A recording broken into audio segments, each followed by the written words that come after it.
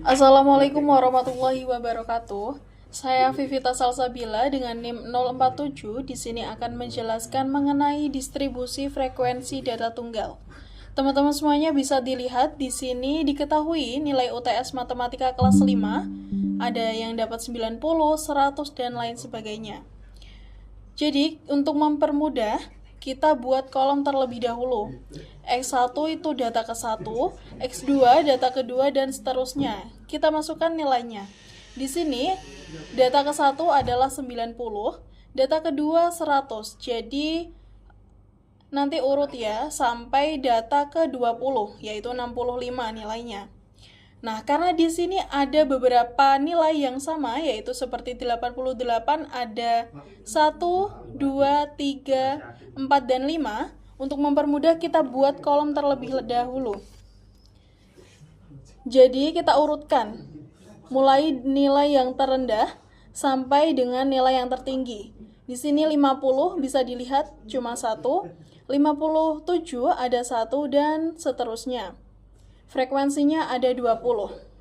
Oke, di sini kita akan mencari nilai min atau rata-rata, median, dan juga modus. Min kita bisa masukkan rumusnya, yaitu nilai dikali frekuensi dibagi dengan frekuensinya. Di sini nilai kali frekuensinya bisa dicari dengan nilai ini 50 dikali 1, 50. 57 dikali 1, 57, dan seterusnya. Lalu kita jumlahkan. Hasilnya 1560. Oke, kita langsung ya. Di sini kita kasih sama dengan terlebih dahulu. Lalu, nilai dikali frekuensinya dibagi dengan frekuensinya. Langsung enter. Mendapatkan nilai 78 rata-ratanya. Kemudian median. Median merupakan nilai tengah, tapi karena di sini ada 20 data, yaitu genap, jadi kita ambil tengah-tengahnya, yaitu data ke-10 dan juga data ke-11. Kita langsung masukkan saja. Jangan lupa dikasih sama dengan terlebih dahulu. Kita masukkan data ke-10, yaitu 60, ditambah dengan data ke-11 dibagi dengan 2. Langsung kita enter, mendapatkan 104. Kemudian modus. Bisa dilihat di frekuensi ini, modus merupakan nilai yang sering muncul. Di sini yang paling banyak muncul yaitu nilai 88 dengan frekuensi 5. Jadi, nilai modus yang didapatkan dari data tersebut yaitu 88. Jadi ini adalah rata-rata, median, dan juga modus dari soal tersebut. Teman, sini saya dapat bagian untuk mencari rata-rata frekuensi data bergolong. Sebelum kita untuk mencari rata-rata frekuensi data bergolong, di sini masih kosong fx-nya. Sebelum itu kan kita harus mencari fx-nya. Cara mencari fx-nya yaitu frekuensi dikali nilai tengah. Nah, 25,5 dikali 2 itu ada 51. 35,5 dikali 3 itu ada 106,5. Nah, ini 45,5 dikali 4 yaitu ada 182. Nah, 55,5 dikali 7 itu ada 388,5. Yang terakhir 65,5 dikali 4 itu ada jumlahnya 262. Nah, total ini kita tulis total terlebih dahulu. Ini dijumlah 2 tambah 2 tambah 3 tambah 4 tambah 7 tambah 4 itu jumlahnya 20. Ya, di sini terus total. Nah, ini selanjutnya ini dijumlah 51 tambah 106,5 ditambah 182 ditambah 388,5 ditambah 262 itu jumlahnya ada 990. Nah, ini kalau udah dipermudah ya untuk mencari rata-ratanya, kita ada rumus cari rata-rata data bergolong yaitu rumusnya ada M sama dengan jumlah fx dibagi f kecil. Nah, jumlah fx nya itu yang ini, fx kan udah cuma semua. Nah, itu ada 990, terus dibagi sama f kecil. F kecilnya yaitu ini, nilai tengahnya. F kecilnya itu frekuensi nilai tengah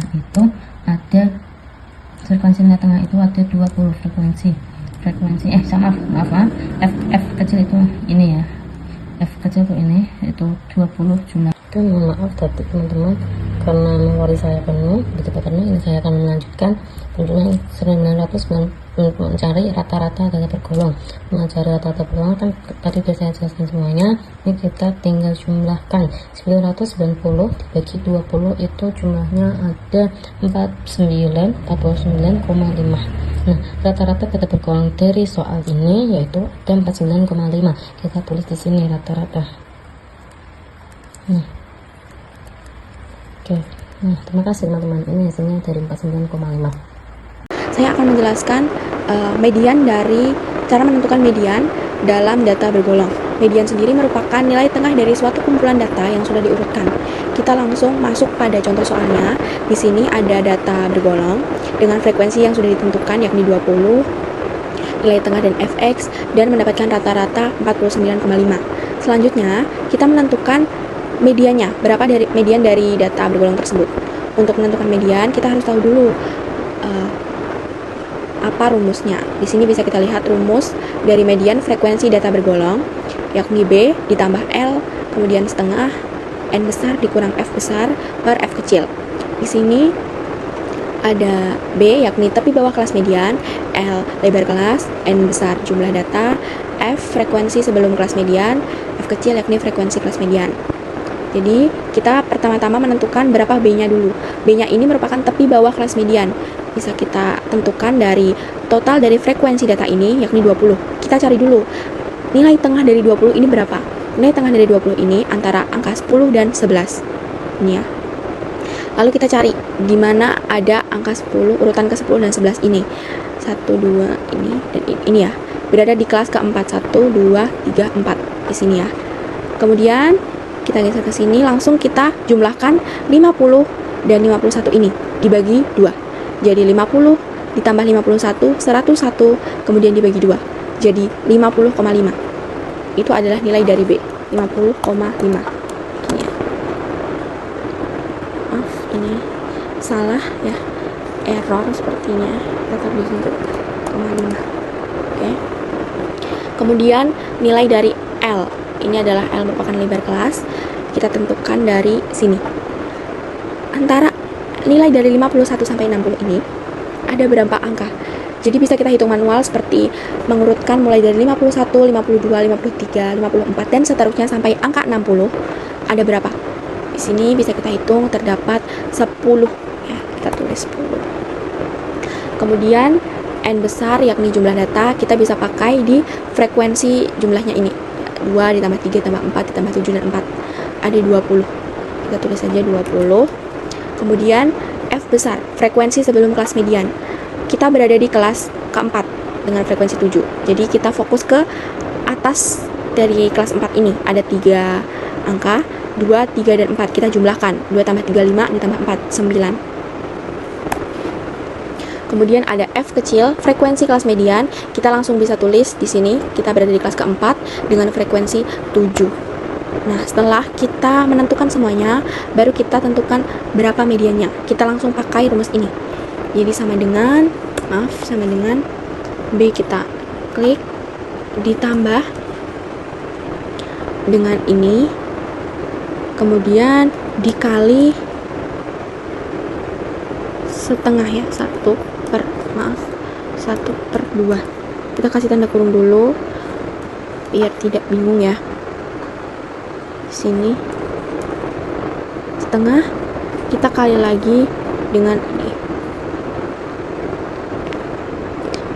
ini kita kasih kurung tutup, kemudian kita kurang dengan F besar 9 seperti ini ya. Kita kasih kurung tutup lagi, kemudian kita bagi dengan F kecil. Kita kasih kurung tutup. Nah, kita bisa blok seperti ini. Nah, inilah jumlahnya. Hasil dari median ini 51,29285. Ini adalah total dari mediannya. Itu ya. Kita bisa tulis. Kita enter coba. Oke, ini kita error. Kita tulis manual saja. Jadi jumlah dari median ini 51,9286.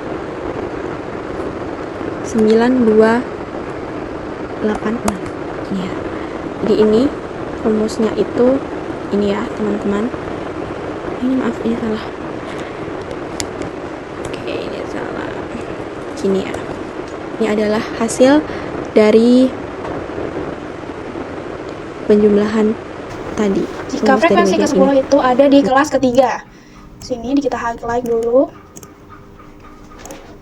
Nah, ini. Lalu selanjutnya kita cari dari nilai terakhir kelas ketiga dengan nilai pertama kelas keempat itu selisihnya berapa.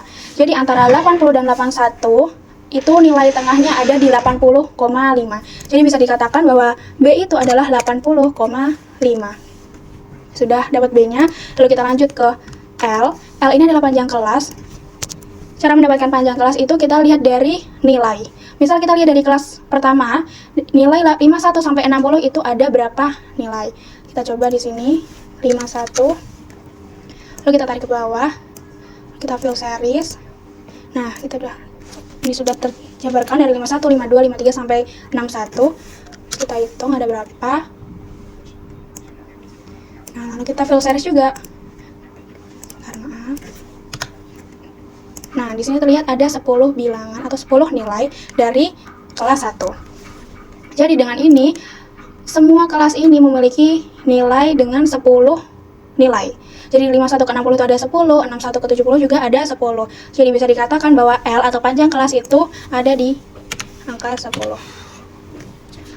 Lalu selanjutnya kita cari D1. D1 ini adalah frekuensi sebelum kelas modus. Jadi di sini kelas modusnya ada di kelas ketiga. Jadi kita cari kelasnya di kelas kedua dengan frekuensi yang terlihat itu ada 3. Jadi D1 itu 3. Di sini. Lalu kita cari D2. Nah, D2 ini kalau sebelumnya itu D1 itu ada di atasnya kelas modus. Nah, kalau D2 itu ada di bawahnya. Jadi di sini terlihat ada 2 kelas setelah kelas modus dengan frekuensi 8 dan 2. Jadi untuk menemukan D2 itu adalah 8 dikurangi 2, yakni 6. Lalu selanjutnya kita masukkan rumus. Sini. Pertama kita masukkan B. Maaf, sebelumnya kita ini. Lalu kita masukkan B 80,5. Kemudian ditambah. Nah, sebelum kita masukkan L, kita beri kurung dahulu. Ini, lalu kita masukkan L dengan angka 10. Lalu kita kali di Microsoft Excel itu dengan simbol bintang. Lalu kita beri kurung lagi supaya Microsoft Excel bisa lebih mudah untuk menghitungnya. Lalu kita masukkan D1, yakni 3. Kemudian kita bagi ini simbolnya garis miring. Nah, lalu kita kasih kurung lagi, kita masukkan D1 lagi sesuai rumus, lalu kita tambah dengan D2. Nah, lalu kita beri kurung sesuai dengan kurung bukannya tadi. Sudah, lalu kita enter. Nah, sudah langsung terlihat hasilnya, yakni modus dari data nilai statistik kelas B4 KPI itu adalah 83,8333.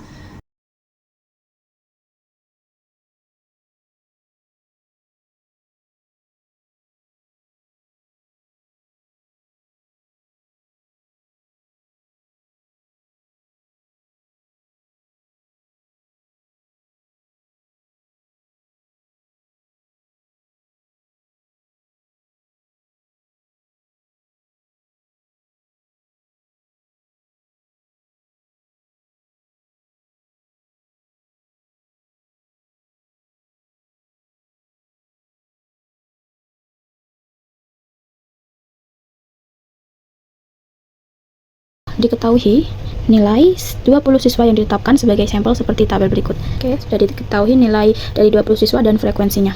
Kemudian carilah variansi dan deviasi baku dari data tersebut. Oke. Sebelum kita mencari variansi dan deviasi, kita harus mengetahui nilai X frekuensinya, X min X barnya, dan X min X bar pangkat 2. Kita cari dulu nilai X frekuensinya.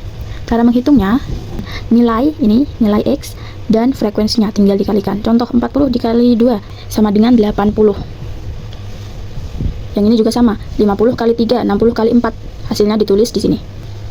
Oke, setelah kita mencari nilai X frekuensi, kita jumlahkan. Hasilnya 1340. Oke, setelah itu kita cari rata-ratanya atau X bar. X bar itu rata-rata. Cara menghitung rata-ratanya itu nilai X frekuensi ini 1340 dibagi 20. Oke, ini 1340 dibagi 20. Hasilnya tinggal dihitung. Kemudian kita mencari X min X barnya. Cara menghitung X min X barnya itu nilai X dikurangi X bar, dikurangi hasil rata-ratanya. Jadi 40 dikurangi 67, 50 dikurangi 67, dan seterusnya. Oke, kemudian kita menghitung X min X bar pangkat 2. Tinggal ini hasil dari X min X barnya ini kita pangkatkan 2 semua. Nih, min 27 pangkat 2, hasilnya berapa, dan seterusnya. Oke, ini hasilnya ya. Kemudian kita jumlahkan semua ini, dari 729 ditambah sampai 529. Kita jumlahkan semua. Oke, setelah kita mengetahui hasil dari penjumlahan ini, X min X bar pangkat 2-nya, kemudian kita tentukan variansi dan deviasi baku. Pertama kita cari variansinya dulu. Rumus variansi itu sigma X min X bar pangkat 2 dibagi N kurang 1. Oke, X min X bar pangkat 2 itu ini hasil dari X min X bar pangkat 2. Nih, untuk N-nya itu hasil dari frekuensinya 20. Tinggal rumusnya kita masukkan di sini. Sudah kita masukkan 1724 bagi 20 dikurang 1. Tinggal kita hitung. Oke, udah ketemu hasilnya. Sekarang kita bahas yang deviasi baku. Rumusnya deviasi baku itu akar dari variansi S pangkat 2 atau variansi. Jadi deviasi baku tinggal pangkatkan hasil dari variansinya ini. Dipangkatkan hasilnya berapa? Oke, dan tinggal dihitung hasilnya ini. Di sini saya akan menjelaskan mengenai dispersi data bergolong. Di sini nilai kita ada 40 sampai 90 dengan frekuensi 2, 3, 4, 5, 2 dan 4. Untuk mencari nilai tengah, kita ada nilai kelas bawah plus kelas atas dibagi 2, yaitu 40 plus 49 dibagi 2 dengan hasil 44,5. Lalu kita lakukan dengan hal yang sama. Untuk nilai frekuensi kita tetap menggunakan data yang di atas dengan jumlah 20. Lanjut kita mencari nilai X frekuensi, yaitu kita dari nilai tengah 44,5 dikali nilai frekuensi 2 sama dengan 89. Begitu juga dilakukan dengan hal yang sama, lalu dijumlah secara keseluruhan dengan hasil 1430. Untuk mencari nilai rata-rata, kita ada dari nilai X frekuensi 1430 dibagi nilai frekuensi 20, yaitu hasilnya 71,5.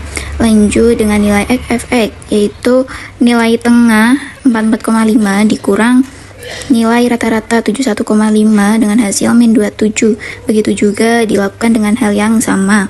Lanjut kita ada nilai FX, kita kuadratkan min 27 menjadi 729, 289 dan seterusnya, lalu dijumlahkan secara keseluruhan ada 1774. Langsung aja kita masuk ke rumus variansi, yaitu dengan nilai 1774 dibagi 20 min 1 sama dengan 93,3684211. Untuk mencari deviasi baku itu hasil dari variansi sama dengan 9,66. Terima kasih. Statistika berperan penting dalam kehidupan sehari-hari meskipun sering tidak disadari. Ia membantu kita memahami informasi dan angka, menemukan pola, serta membuat keputusan yang tepat. Dalam bidang kesehatan, pendidikan, belajar online, pemerintahan, hingga dunia bisnis, statistika digunakan untuk menganalisis data dan mengambil keputusan yang lebih baik. Dengan statistika, kita bisa melihat fakta secara lebih jelas dan menyusun langkah yang lebih bijak dalam berbagai aspek kehidupan.